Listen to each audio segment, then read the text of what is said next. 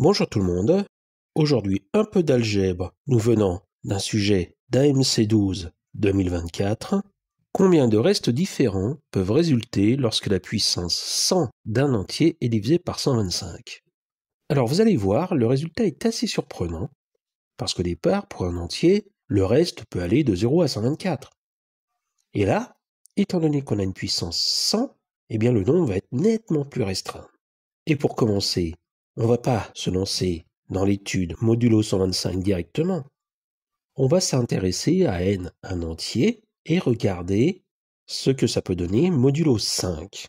Donc n peut s'écrire 5k, ou bien n peut s'écrire 5p plus 1, ou encore 5q plus 2, ou 5s plus 3, ou encore 5t plus 4. Premier cas, si n s'écrit 5 fois k, alors 5k puissance 100, c'est 5 puissance 100 fois k puissance 100. Et 5 puissance 100, c'est 5 puissance 3 fois 5 puissance 97. Et 5 puissance 3, c'est 125. Donc 5k puissance 100 s'écrit 125 fois un entier. Ça signifie qu'il congrue à 0 modulo 125. Deuxième cas, n s'écrit 5p plus 1, en se servant de la formule du binôme. 5p plus 1 à la puissance 100, c'est 5p puissance 100, plus 1 parmi 100, 5p puissance 99 fois 1, plus 2 parmi 100, 5p à la puissance 98 fois 1 au carré, etc., etc., plus 98 parmi 100, 5p au carré fois 1 puissance 98, plus 99 parmi 100 fois 5p, plus 1. Or, on l'a vu, 5p à la puissance 100, ça congrue à 0 modulo 125. 5p à la puissance 99, c'est 5 puissance 99 fois p puissance 99. Autrement dit, 5 au cube fois 5 puissance 96 fois p puissance 99. Et ça congrue à 0 modulo 125.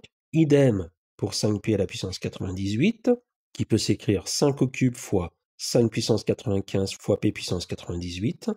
On continue comme ça jusqu'à 5p à la puissance 3, qui s'écrit cette fois-ci 125 fois p au cube, donc congrue à 0 modulo 125. Donc en fait, 5p plus 1 à la puissance 100 congrue à 98 parmi 100 fois 5p au carré, plus 99 parmi 100 fois 5p plus 1. Et si on développe, on obtient que 5p plus 1 à la puissance 100 congrue à 50 fois 99 fois 5 au carré, fois p au carré, plus 100 fois 5p plus 1, modulo 125.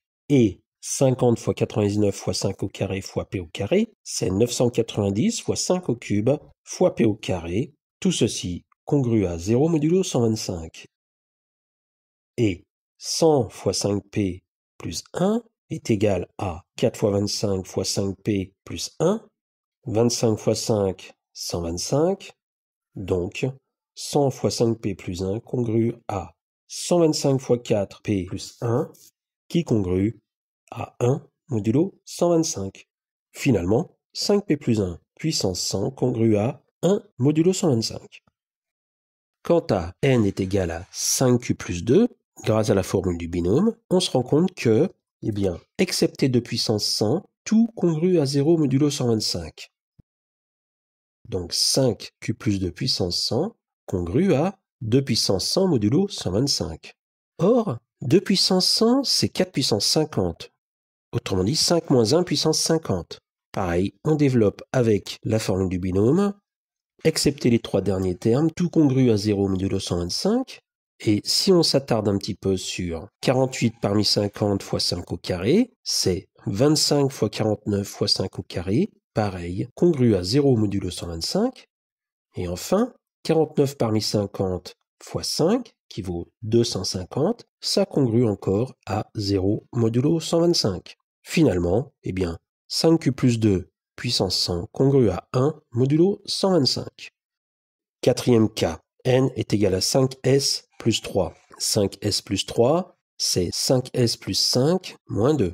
On factorise 5s plus 5 par 5, on obtient 5u moins 2. On développe 5u moins 2 à la puissance 100 avec la formule du binôme.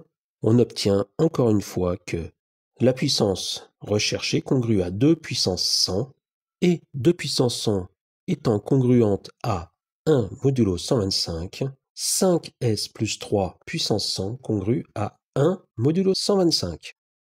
On termine enfin avec n est égal à 5t plus 4, qui s'écrit 5v-1. On développe 5v-1. Dans le développement, tout congru à 0 modulo 125 sauf 1. Donc 5t plus 4 puissance 100 congru à 1 modulo 125. Finalement, après tous ces calculs, eh bien, on se rend compte qu'excepté 0 ou 1, il n'y a pas d'autre reste.